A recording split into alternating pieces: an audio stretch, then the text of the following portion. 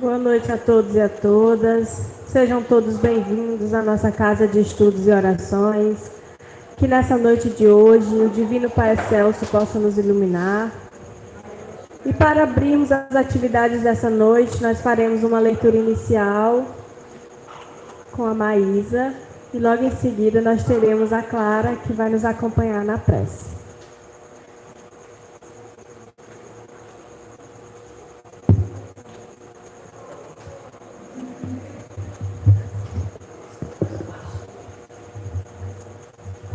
Boa noite. Se você deseja ser cristão efetivo outros, suportando, resistirá na tempestade.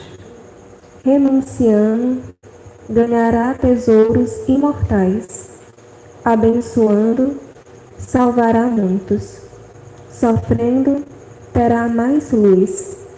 Sacrificando-se, encontrará paz. Suando, purificar-se-á. Amando, iluminará sempre.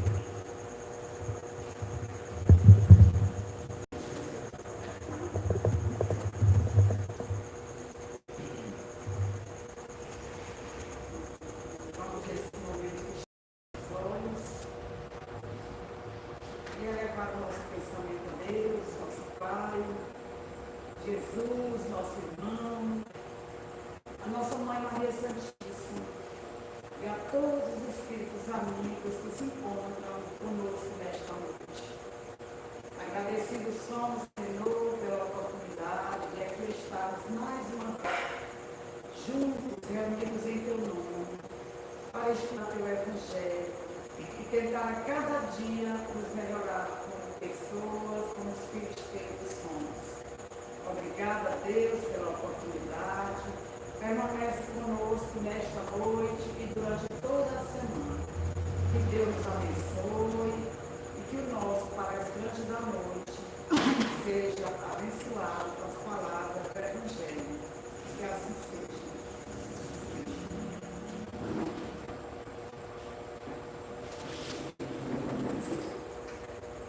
Confesso que eu sou uma profunda fã desse pessoal que tem uma voz assim audível, que consegue falar alto sem a necessidade de um microfone. Então, nessa noite nós teremos a palestra com o tema Jesus e o testemunho de Tomé. E quem vai nos conduzir nesse estudo será o seu Islande. Seu Islande, por favor. Seu Islande vai me puxar a orelha, porque sem querer eu fechei o notebook dele.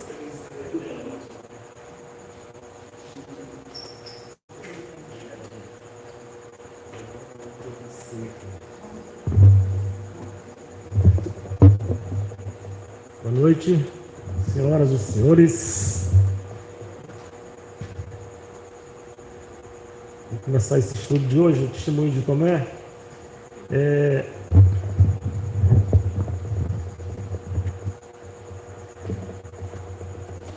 Jesus, na sua breve passagem como missionário na Terra, foram 33 anos de vida e 3 de missão apenas. Jesus teve que lidar com diferentes personalidades.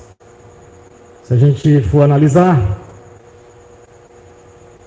Jesus dialogando com Pedro, Jesus pergunta a Pedro, Pedro responde, sim, Senhor.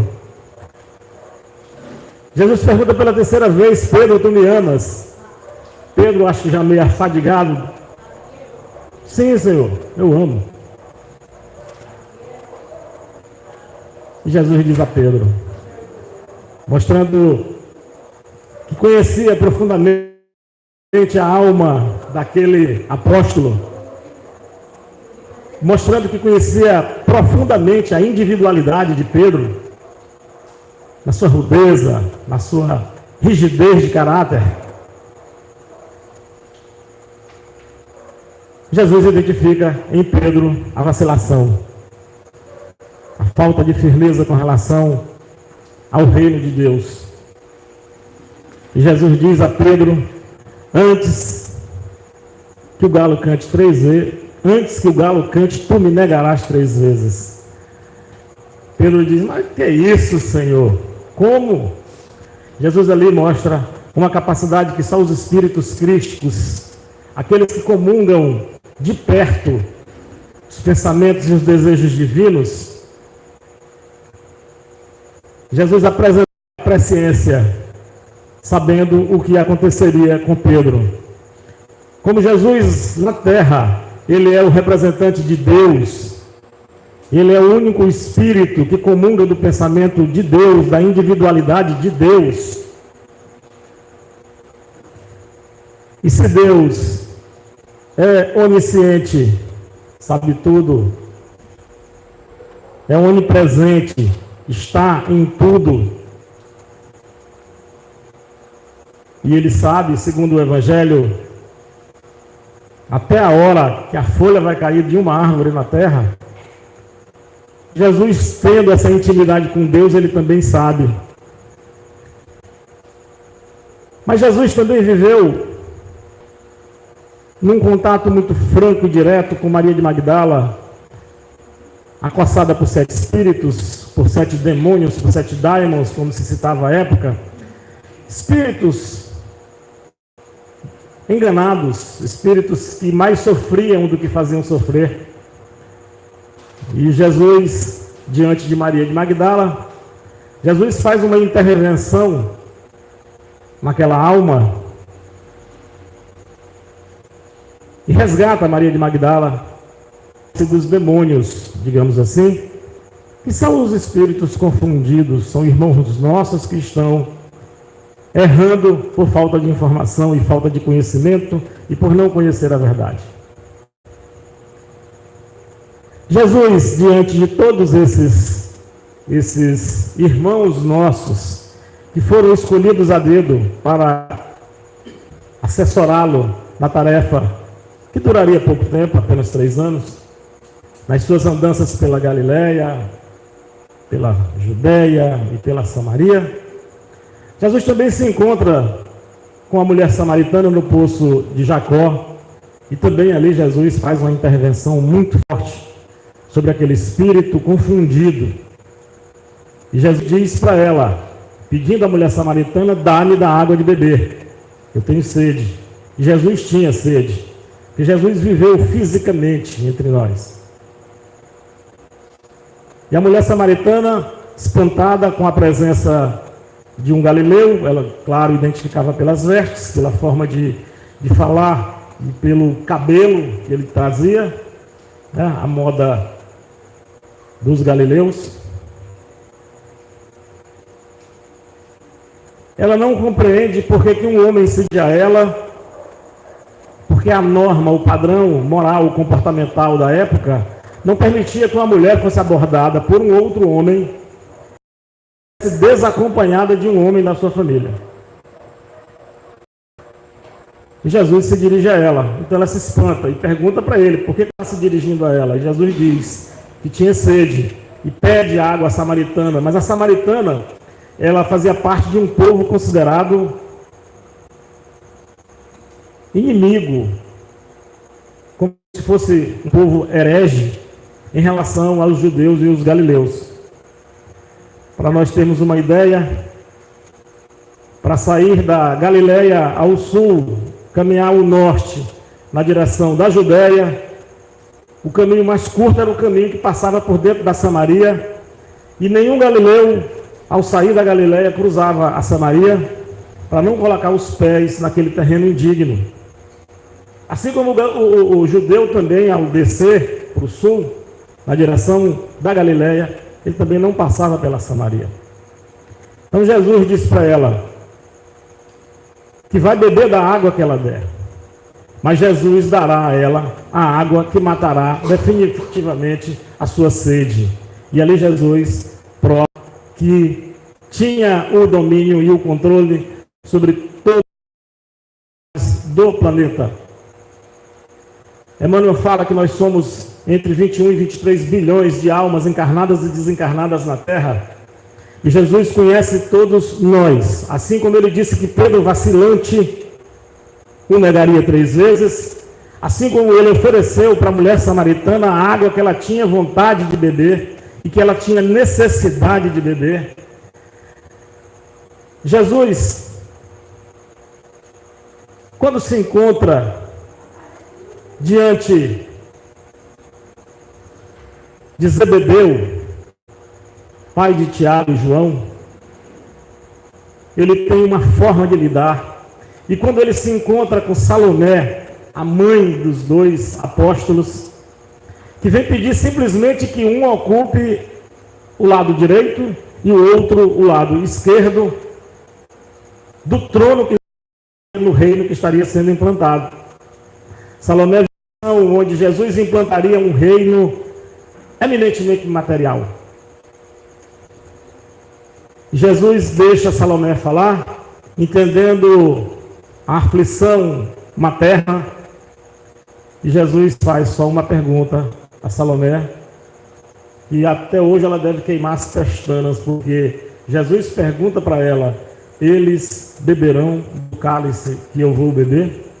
Quanto a estar à direita ou à esquerda, ele estava um passo à frente da Lila. E é interessante que das poucas passagens do Evangelho em que um homem está à frente de uma mulher, sob o ponto de vista do desenvolvimento espiritual, Zebedeu está bem à frente de Salomé.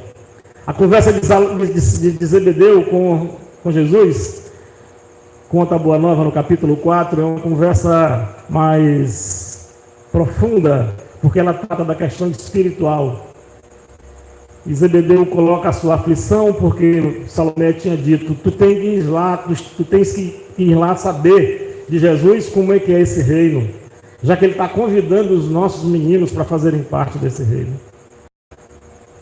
E Zebedeu começa a conversar com Jesus, e Jesus começa a falar: reino de Deus, que tem que ser implantado individualmente e primeiramente no coração de cada um. A partir do processo de implantação do reino de Deus no coração de cada um, é que pode se vislumbrar a possibilidade de ocupar um lugar no reino dos céus. E a gente lembra que Jesus, diante de João Batista, seu precursor, seu batedor, Jesus também tem uma frase muito interessante que prova que Jesus conhecia profundamente todos os seus. João Batista diz, diante de Jesus, que não é digno de apertar as correias das suas alpercatas. E Jesus, se dirigindo a João o Batista, diz: tu, dentre os nascidos de mulher, tu és o maior. Mas o menor no reino dos céus é maior do que tu. Quando a gente começa no Espiritismo, é o maior. Porque João, dentre os nascidos de mulher, na identificação de Jesus, ele é o mais evoluído. João o Batista. Aí eu ficava me perguntando, mas Jesus também nasceu de mulher, ele nasceu de Maria.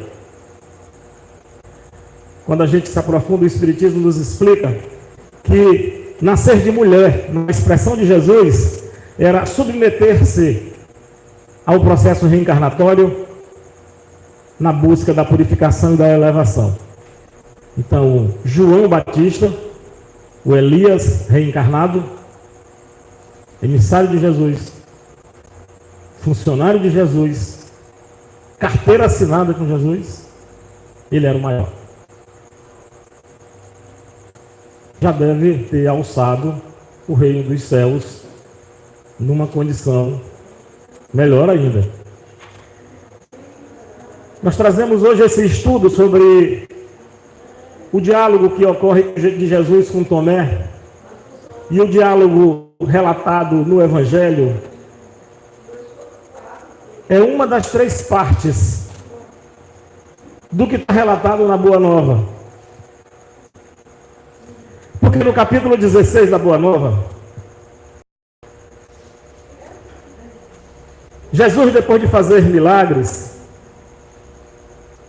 depois de ser cobrado pelos fariseus, depois de ser cobrado pelos saduceus, na busca de um sinal que o identificasse como o Filho de Deus, como o Messias, que foi prometido?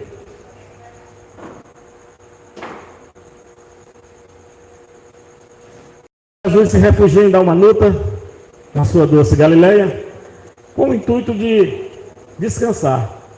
Existem pouquíssimos relatos de Jesus descansando, de Jesus comendo e de Jesus dormindo. Quando a gente lê a obra Jesus no Lar, e a gente, iniciante na doutrina, a gente pensa que são umas historinhas simples de Neio Lúcio, e quando a gente estuda o Espiritismo, a gente descobre que na verdade não são historinhas água com açúcar, ditadas por Neio Lúcio e psicografadas por Chico Xavier. Na verdade, o livro Jesus no Lar é evangelho puro. São 50 pequenos capítulos que contam verdadeiramente a história de Jesus. O que Jesus fez? Desde o processo de implantação do evangelho na casa de Pedro, até o último capítulo, onde Jesus conversa com Deus, diante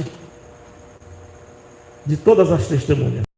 Porque no próprio livro Jesus no Lar está descrito que Jesus, depois das tertúlias que eles tinham, depois dos debates, das trocas de ideias, dos questionamentos que eles tinham na casa de Pedro, Neio Lúcio diz que Jesus saiu e foi caminhar na praia. Neio Lúcio dizia que Jesus saiu e foi orar. Mas ninguém relata que Jesus, ao terminar aquele evangelho na casa de Pedro, em todos os que estão descritos no livro Jesus no Lar, Jesus estava morto de cansado e foi dormir. Então, na Boa Nova tem um breve relato de que Jesus foi descansar. E ele fez isso. Deixa eu ver se está passando. Tá. Depois de ser cobrado pelos escribas e pelos fariseus, no Evangelho de Mateus, capítulo 12, versículos de 38 a 45, encerrando já nos últimos versículos do capítulo 12, os fariseus faziam parte de um partido que acreditavam, um partido que eu digo é porque eles se consideravam dois grupamentos, os fariseus e os saduceus. Os saduceus conheciam toda a lei, mas acreditavam que a vida se acabava com a morte. E os fariseus conheciam toda a lei mosaica, claro, e acreditavam que a vida continuava depois da morte. E o discurso de Jesus, quando ele diz, eu não vim destruir a lei, ele respeitava a lei mosaica, e ele comentava aspectos da lei mosaica, e ele reinterpretava a lei mosaica. Como ele diz, certa feita, quando perguntado sobre o que se deveria fazer para alcançar o reino dos céus, ele diz o quê? O que diz a lei? O que diz a lei? O que está escrito? A segunda pergunta é, como lês? Ou seja, não é importante só o que diz a lei, é importante também como você interpreta, porque você precisa conhecer a lei, interpretar a lei, sentir a lei no coração e depois viver. Alcione nos ensina isso no livro Renúncia. É necessário que sintamos antes de viver o Evangelho. A gente só consegue dar um passo à frente quando a gente começa a colocar o Evangelho em prática. Mas primeiro tem que conhecer, tem que discutir, tem que estudar e tem que sentir esse Evangelho dentro do coração. E depois começar a viver. Para Zaqueu, o Evangelho começou a ser vivido quando ele sentiu a presença de Jesus se aproximando de Jericó. E ele corria feito um doido para lá e para cá, na intenção de olhar Jesus e ver Jesus de perto. E ele não conseguia. E ele sobe ao sicômoro, corre muito, sobe ao sicômoro, e ele vê Jesus do alto. E Jesus disse para ele: desce daí que eu vou pousar na tua casa. Então, por que Jesus, diante de centenas de pessoas, ele se dirigiu a Zaqueu? Porque Zaqueu era terreno onde o semeador semearia a semente, e essa semente daria 30 por 1, 70 por 1 ou 100 por 1. Zaqueu estava pronto. No capítulo 12 do Evangelho de Mateus, Jesus é cobrado pelos fariseus.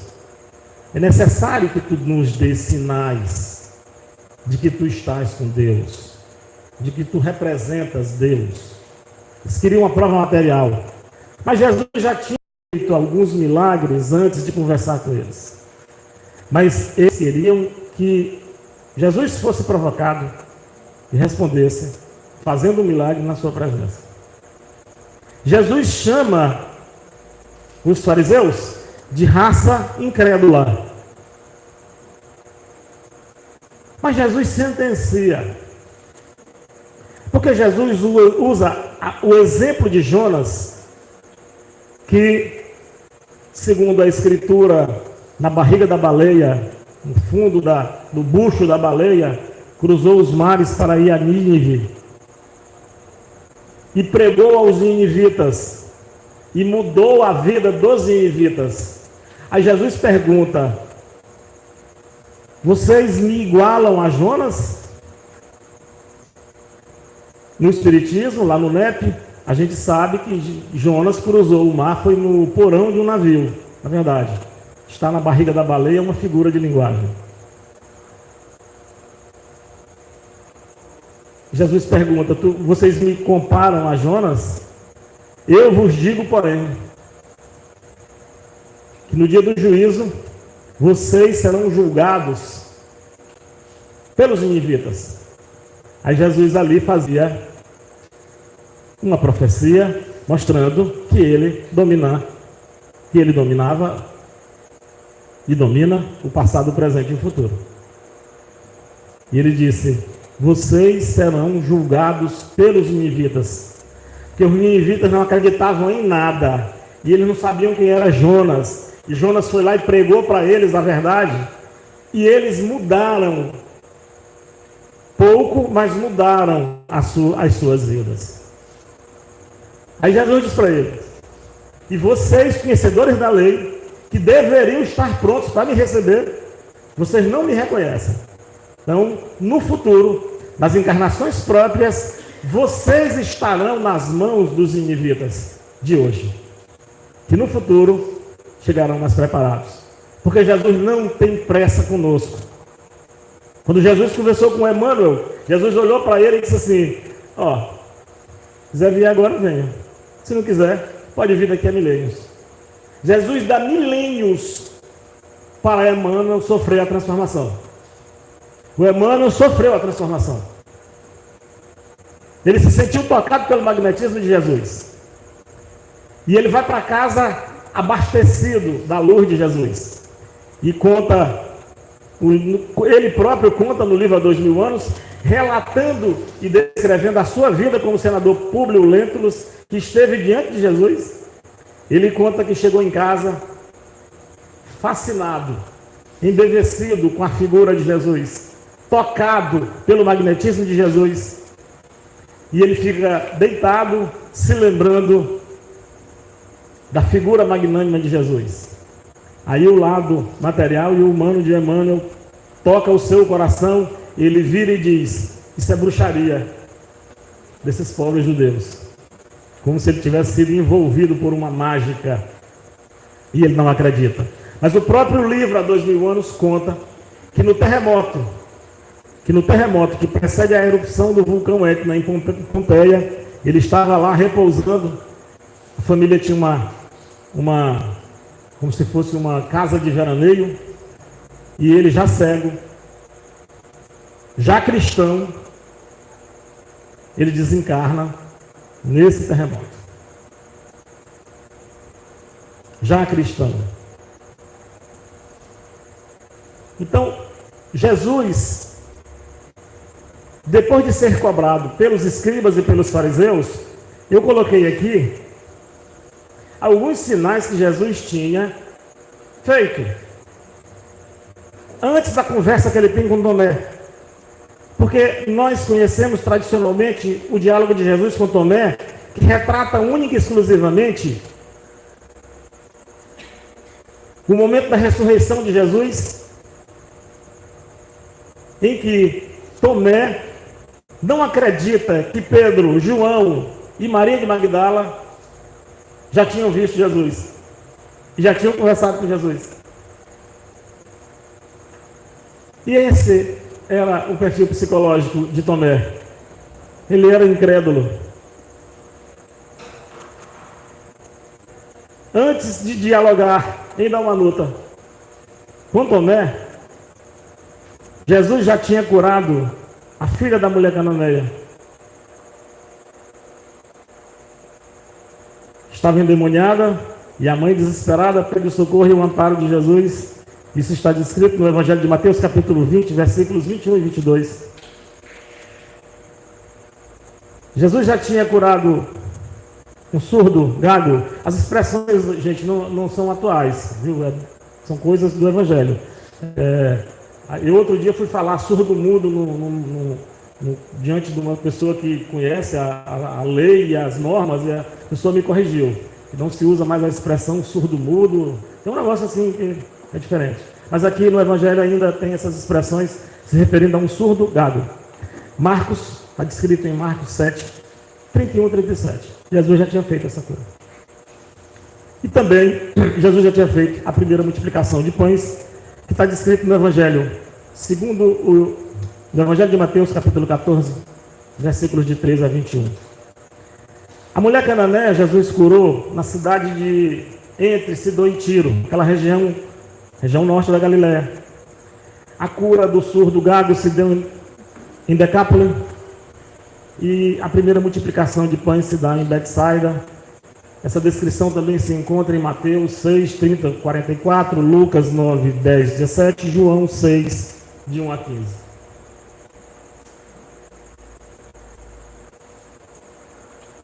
Mas Tomé questiona Jesus.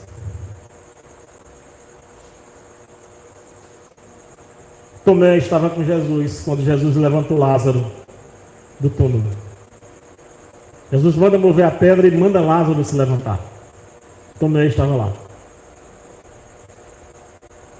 Mas mesmo assim, no capítulo 16,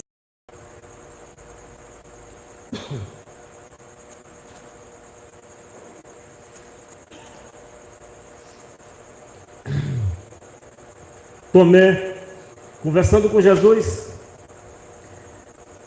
ele diz a Jesus: quem dá uma nota naquele momento, estava cheio de gente poderosa, tinha ido lá ver o mar da Galileia, ver aquelas vilas que estavam crescendo, aquelas vilas de pescadores. E um dos representantes do governo romano, o centurião, ele reúne os poderosos que com ele estavam, representantes de Estado, ocupantes de cargos públicos, militares, e encarregam Tomé de ir conversar com Jesus.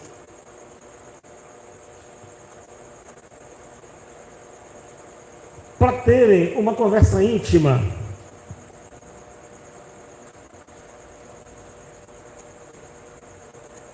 Aqueles homens poderosos, eles queriam usufruir da presença de Jesus. E Tomé, se dirigindo a Jesus, ele diz a Jesus que seria interessante que Jesus fizesse um milagre, que Jesus desse um sinal para aqueles homens poderosos, para provar que Jesus era o Filho de Deus. Um milagre ali na presença deles.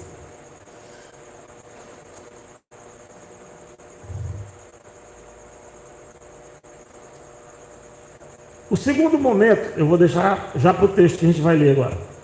O segundo momento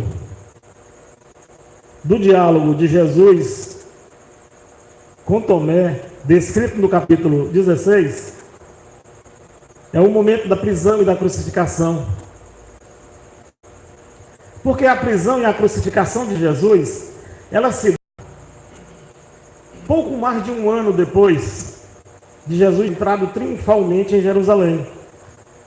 Normalmente a gente entende que Jesus entrou no domingo de Ramos e morreu no outro domingo. Aliás, ressuscitou no outro domingo.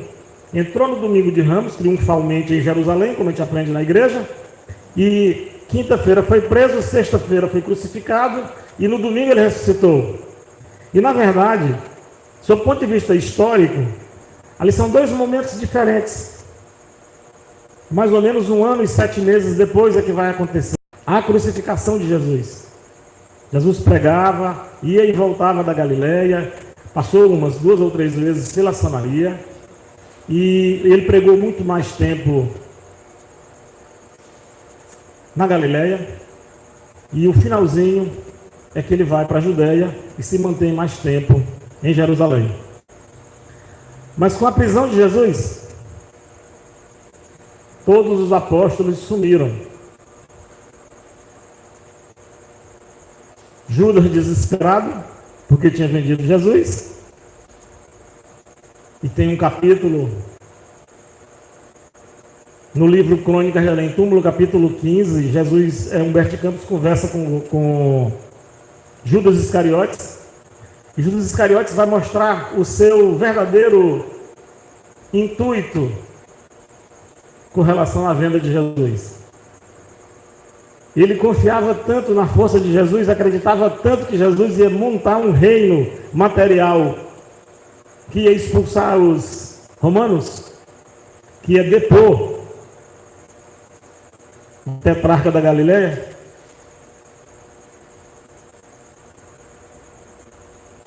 que ele vendeu Jesus aos poderosos do Santo Sinédrio por 30 moedas de prata, na ideia de que Jesus, quando fosse ser preso, Jesus ia fazer igual o He-Man, né? Ia dar uma mãozada em todo mundo, ia tocar fogo no que tivesse que tocar, ia destruir o que tivesse que destruir, igual o Superman faria. E Jesus, ao ser preso, um guarda herodiano tem a orelha decepada por Pedro. E Jesus podia dizer: vamos lá, gente, pega as espadas e vamos matar esses camaradas. Jesus manda Pedro devolver, dá uma limpadinha e devolve a orelha para o lugar. Sei que cola foi essa que foi usada, mas estava ali Jesus. Então o próprio Judas Iscariotes, ele conta, 20 séculos depois, para Humberto de Campos, que a intenção dele era que Jesus se levantasse contra o império, Jesus assumisse o trono de um reino, do reino que ele pregava, e ele, Judas Iscariotes, fosse o primeiro-ministro, fosse o secretário particular de Jesus no comando desse reino. Ou seja, ele pensava materialmente e Jesus pensava espiritualmente.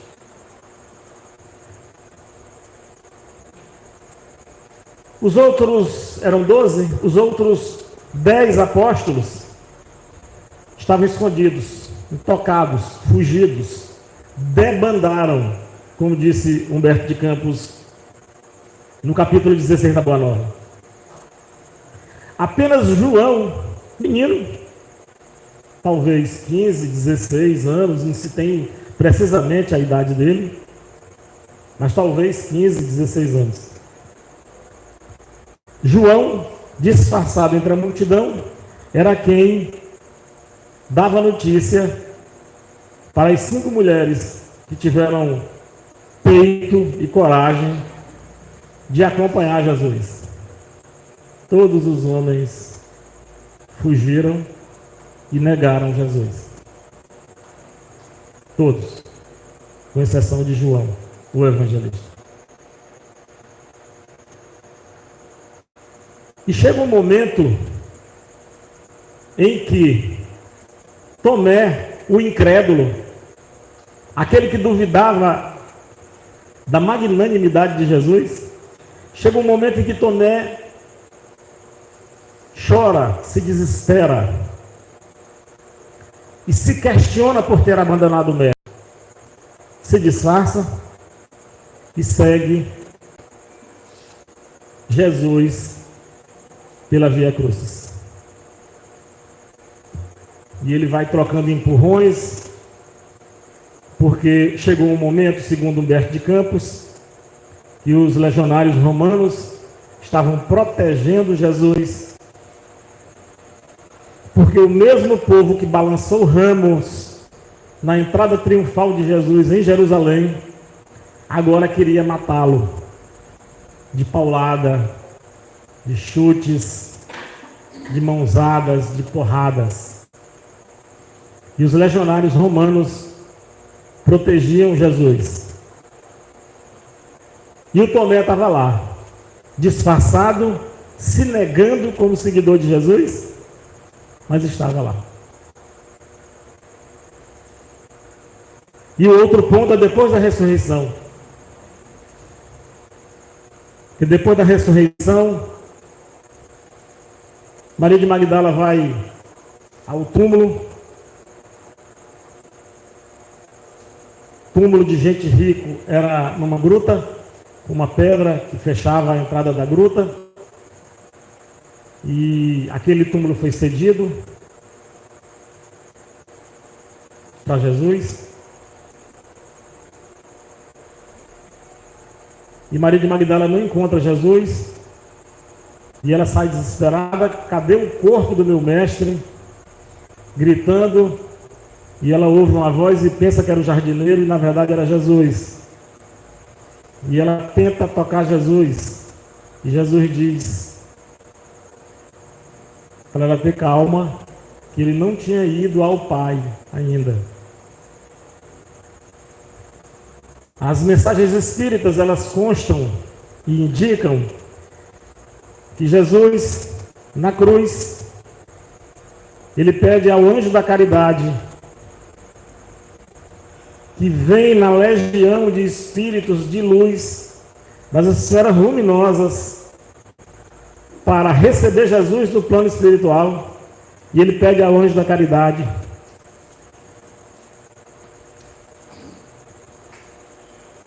para socorrer Judas Iscariotes, que Judas Iscariotes tinha acabado de se suicidar. O máximo que se conseguiu fazer com Judas, que desceu ao que há de mais horrendo nas entranhas da terra,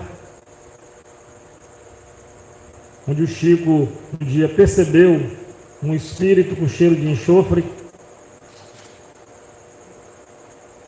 e ele estava lá. Jesus, após o desencarne, Jesus socorre Judas Iscariotes, mas Jesus não subverte o princípio da lei de justiça, de amor e de caridade, que é a lei de Deus e a lei. Jesus apenas o conforta e o faz adormecer. E consta também a literatura espírita que Maria de Nazaré foi incumbida por Jesus de ir às furnas, ao que há de mais inferior de dor e sofrimento na materialidade do planeta. Quando a gente fala em umbral, a gente pensa que é espaço e local de sofrimento. Não. Umbral é local de expurgo de energias deletérias. É lá que a gente se purifica. A gente sofre mesmo, é na forra, nas entranhas da terra. Os espíritos mais inferiores se alojam ali. Foi para onde Judas desceu na sua dor infinita.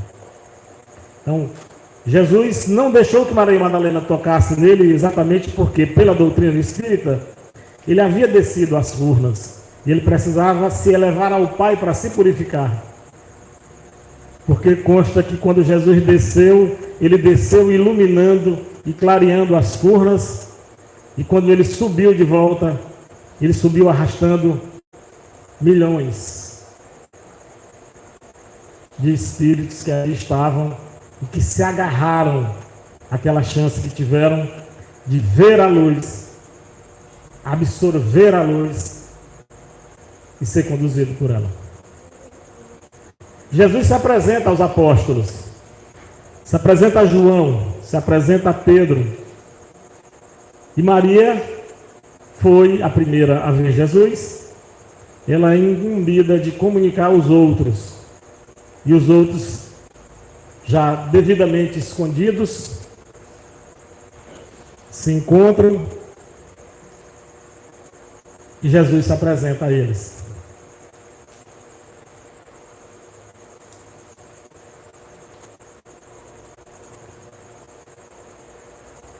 Quando Tomé cobra um sinal a Jesus, e agora nós vamos ao texto.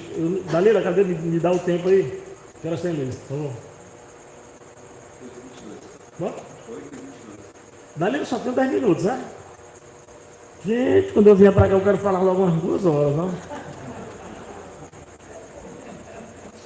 Gente, ainda tinha 420 slides aqui para mostrar.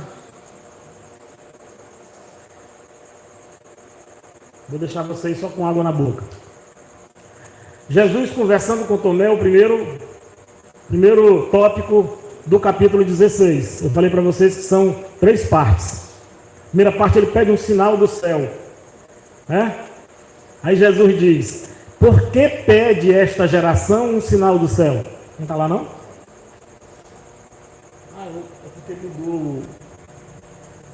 Aqui é PDF agora. Não, pode deixar, ela vai. E agora, Luiz? É porque mudou para PDF aqui a apresentação. Não? Tá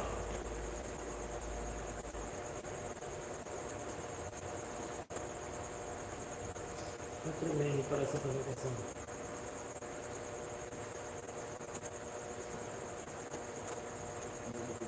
Tem aqui.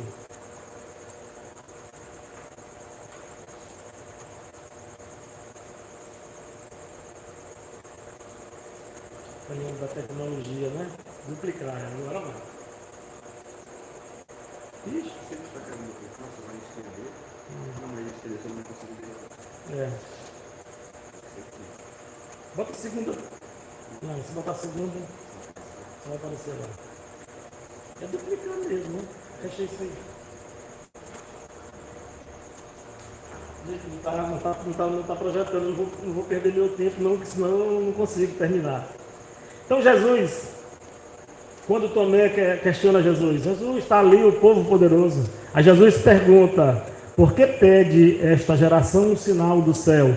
Lá no Evangelho de Mateus ele chama de raça incrédula. Aqui o Humberto Campos dá uma aliviadazinha na raça, para não chamar de incrédula. Era frequente buscar o Messias com a preocupação exclusiva do maravilhoso. Todo mundo queria, mas ninguém queria só saber que Jesus tinha curado o leproso, tinha levantado o morto, que tinha curado o cego de Jericó. Não, eu quero ver ele fazer um aqui na minha frente. Faz aquele dele levantar. E de todos os discípulos, Tomé mais se preocupava com a dilatação, com a divulgação do Evangelho. Ele disse assim: Jesus, ali só tem gente rica, poderoso.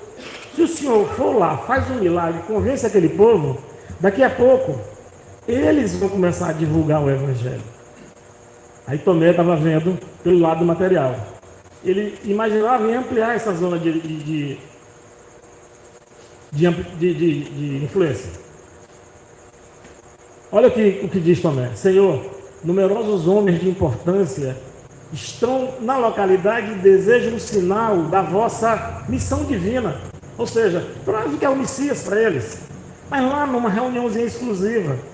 Bora aqui, gente. Aqui, ó, tem médicos, os advogados, os jornalistas, os professores, os policiais. Só gente da elite está aqui no Centro Espírita André Luiz. Jesus, vem aqui fazer um milagrezinho para nós. E aí a gente garante que vai espalhar essa notícia para todo mundo. Aí Jesus também, deixa o Tomé falar. Cornélio Símbolo era o centurião que comandava o grupo. Aí Jesus pergunta para ele, o que desejam? Querem conhecer você, Jesus. Aí Jesus diz, olha a frase, isso aqui não está no Evangelho. Não é necessário que vejam a mim, mas que sintam a verdade que trago do nosso Pai. Na Boa Nova, na primeira pregação de Jesus, no capítulo 3, nas primeiras de Jesus, que são 3, uma para Hanã, uma na casa de Pedro e uma na praça. Na praça, está descrito por Humberto de Campos, que a pregação de Jesus foi feita para o mundo. Aí eu fiquei, gente, mas não tinha WhatsApp, não tinha internet, transmissão ao vivo no Instagram, para todo mundo assistir e ficar disponível para gravado para assistir depois. Imagine Jesus na Galileia, de frente para o lago, na cidade de Cafarnaum, pregando às 5 horas da tarde, os pássaros saudando Jesus, as árvores saudando Jesus, como está descrito lá, e o mundo ouvindo. Ou seja, tinha espírito desencarnado ali em reverência a Jesus. Tinha gente que estava na China dormindo, que foi para lá, desdobrado. Tinha gente no Brasil que desdobrou e foi para lá. Né? Nós tínhamos indígenas na época aqui, selvagens, pessoas que estavam, mas iam, por que não? Jesus falou para o mundo. Dito. Então Jesus disse que basta que sintam a verdade. Você vai lá e conta para eles. Se ele sentir a verdade no coração, ele já estará transformado. Aí o Tomé é insistentezinho que é danado. E mestre, o que será do evangelho, do reino, e de nós mesmos, sem o apoio dos influentes e dos prestigiosos? Tipo assim, mas o que será do espiritismo, se não vier para cá gente com muito dinheiro para ampliar essa casa, fazer logo aqui um auditório para 400 pessoas, convidar o povo de João Lisboa, botar um ônibus em Açailândia para trazer um ônibus lotado para cá, de espírita? Ele pensava desse modo. Aí Jesus diz uma frase para ele: Deus não exige que os homens o conheçam, senão no santuário do perfeito conhecimento de si mesmo. Conhece-te a ti mesmo. Sócrates já tinha dito, antes de Jesus, 600 anos antes de Jesus. Conhece-te a ti mesmo, implanta o evangelho no teu coração e tu conheces Deus. Eu venho de meu Pai e tenho de ensinar as verdades divinas. As leis que Jesus traz são universais. Foi por isso que Jesus não botou. Jesus podia ter botado o Judas Iscariotes no colo, tirado de lá e levado para qualquer lugar. Mas ele não fez isso para não subverter a lei de justiça. Era necessário que ele passasse por aquilo.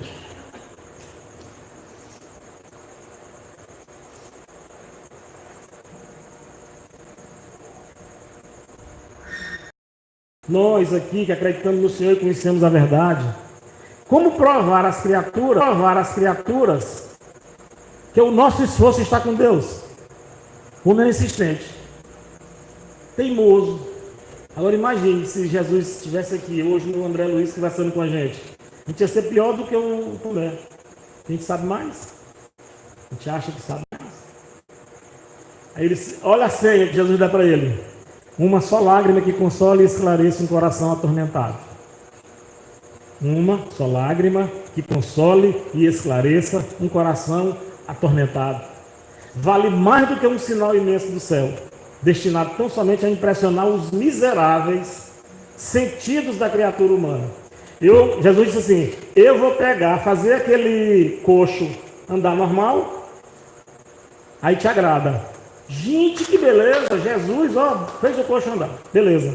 Aí ele diz que você que adorou Jesus por ele fazer o coxo andar, você não consegue derramar uma lágrima pelo que sofre. Está errado. Quando quiseres esclarecer o espírito de alguém, nunca lhe mostres que sabe alguma coisa. Sofre, porém, com as suas dores e colherás o resultado. Te coloca no lugar de quem sofre. Né? Aí você esclarece o espírito. Tomé, diante da cruz, contemplou fixamente o mestre. Ele teve essa conversa com Jesus e ele disse, não, tá bom, tá bom. Jesus, ele insistente, Jesus, paciente. Tomé contemplou já diante da cruz, Jesus já estava crucificado. Tomé contemplou fixamente o mestre e notou que o espírito se lhe mantinha firme. Ele viu a fortaleza de Jesus. O homem estava crucificado e estava relax. Chico disse que ele tinha todos os órgãos internos estourados, de tanta pancada que tinha levado dos romanos durante a madrugada de quinta para sexta. E ele se manteve vivo. Estava estourado. Ele tinha sangramentos internos. E ele tinha um poder tão grande sobre a matéria que ele disse, eu vou viver o martírio. E viveu. Não precisava não, ele tinha caído lá, tinha morrido. Sua fisionomia serena, imagine uma pessoa, gente, se o camarada me der uma lapada nas costas, eu me desespero, uma lapada de cinturão. Agora imagine você ficar o dia todo preso, apanhando, 24 horas apanhando, ser crucificado, está lá na cruz. É a fisionomia serena. Não obstante o martírio daquela hora, não refletia senão o amor profundo que ele conhecera nos dias mais lindos e tranquilos. Tomé estava vendo Jesus normalmente. Gente boa ali, ó. Aí ele fala dos pés de Jesus, das mãos de Jesus. E Tomé, magnetizado. Vixe, gente, o negócio... Estou apanhando aqui da tecnologia. Pulou para o outro capítulo. Espera aí, deixa eu voltar. Ei, Rose, eu estou passando do tempo. Já passei 3 minutos já. Me dê mais 5 só, por favor. Só para fechar aqui.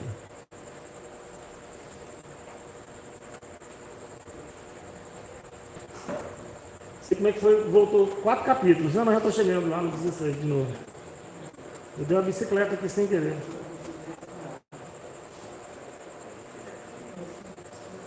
É.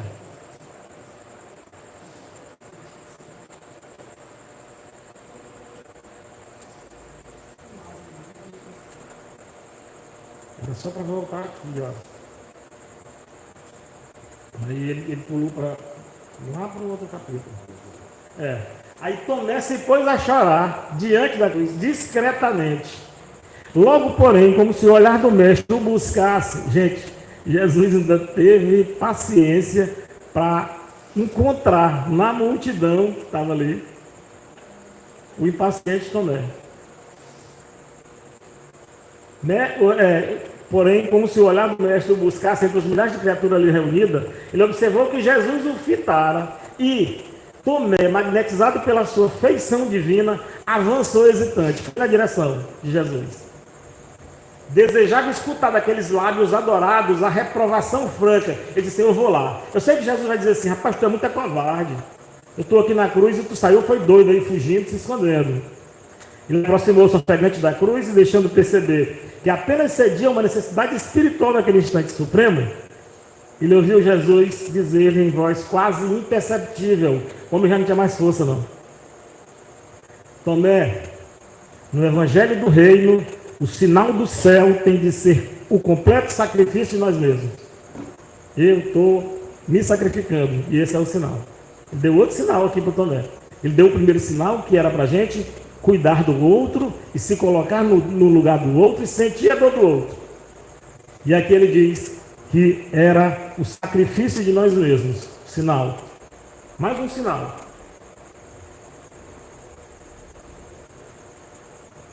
E depois, já Tomé duvidando, depois da ressurreição,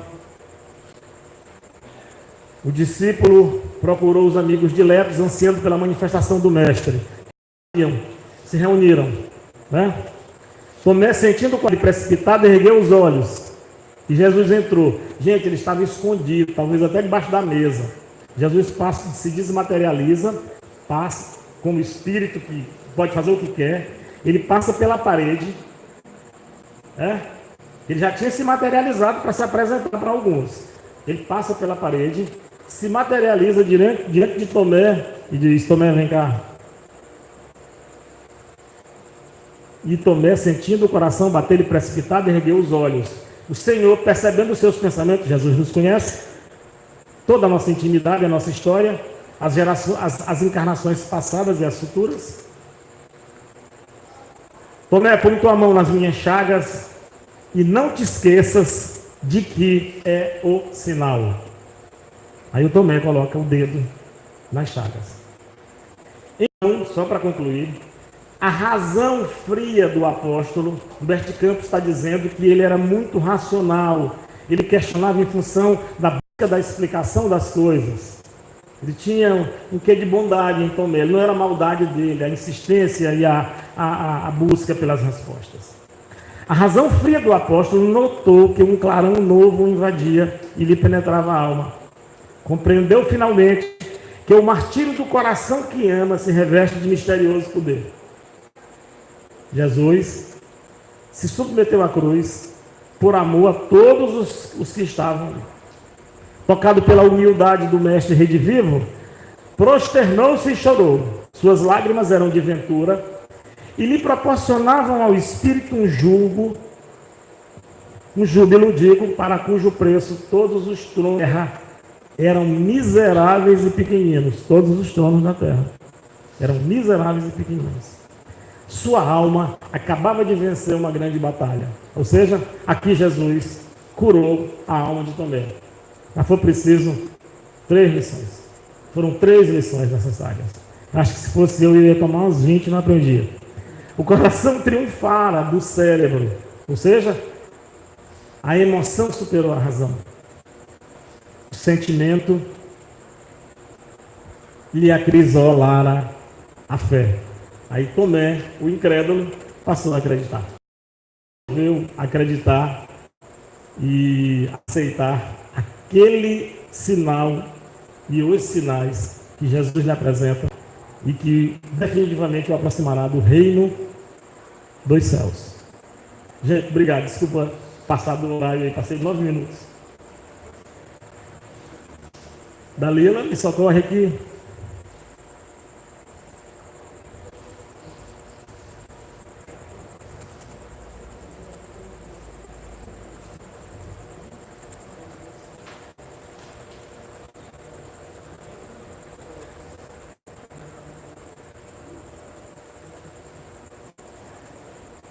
Hoje eu tomei uma surra da tecnologia aqui, viu, Ramsés?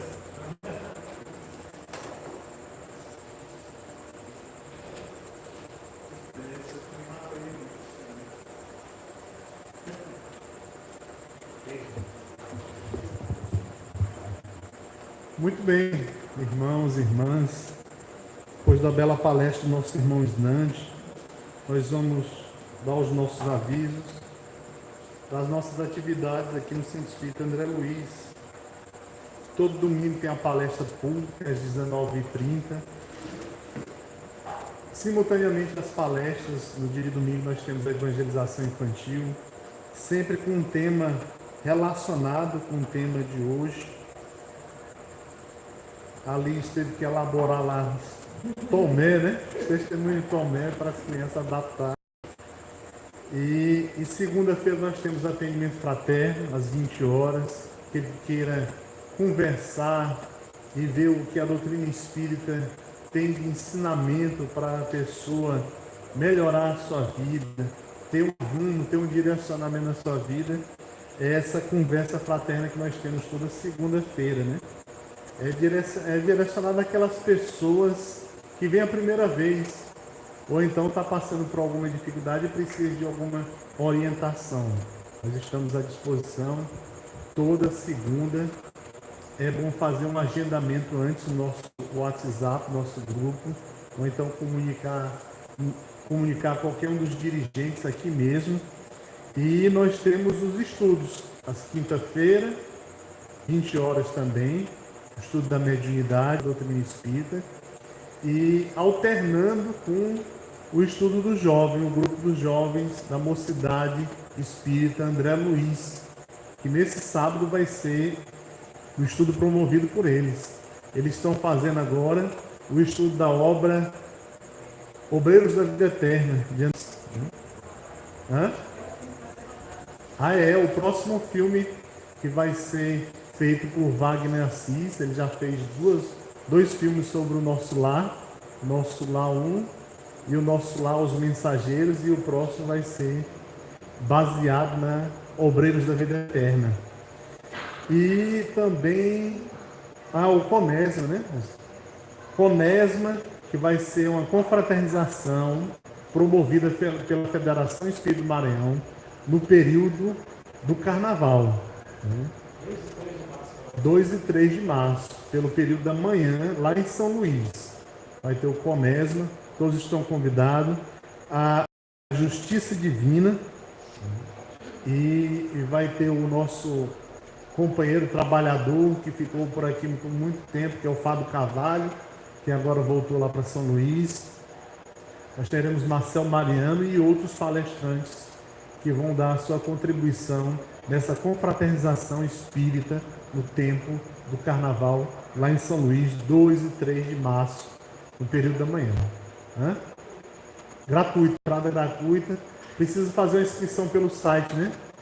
Nós temos as informações no nosso grupo de WhatsApp, também nas nossas redes sociais. Nós temos o Instagram, nós temos o Facebook, nós temos o TikTok também, tudo informando as atividades do Centro Espírita André Luiz. Agora nós vamos para a segunda parte de nossas atividades, que vai ser o passe. Transmissão do passe espírita magnético, que vai ser na sala ali da evangelização infantil.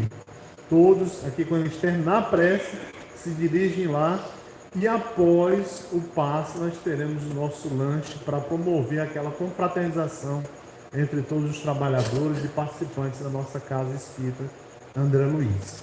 Vamos agora para a nossa prece de encerramento.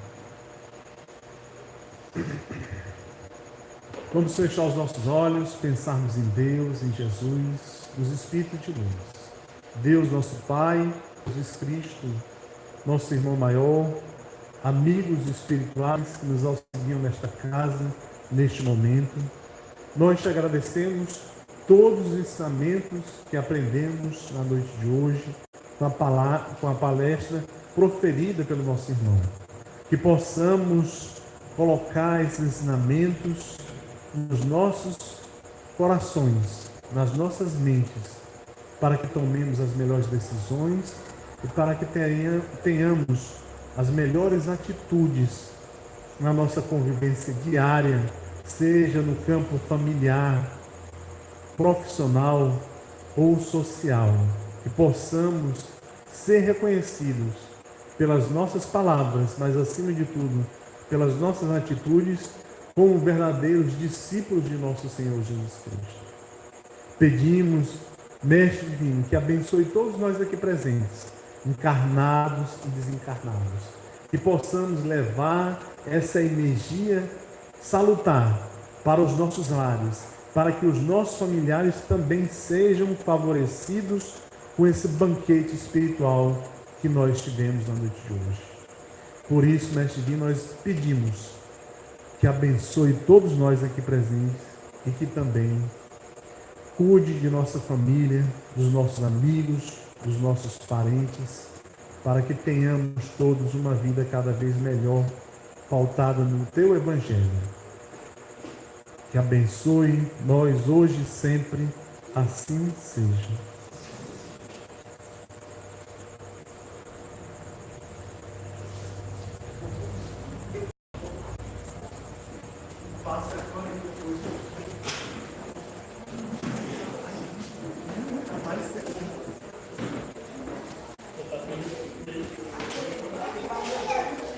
Vai terminar, não tem, Márcio?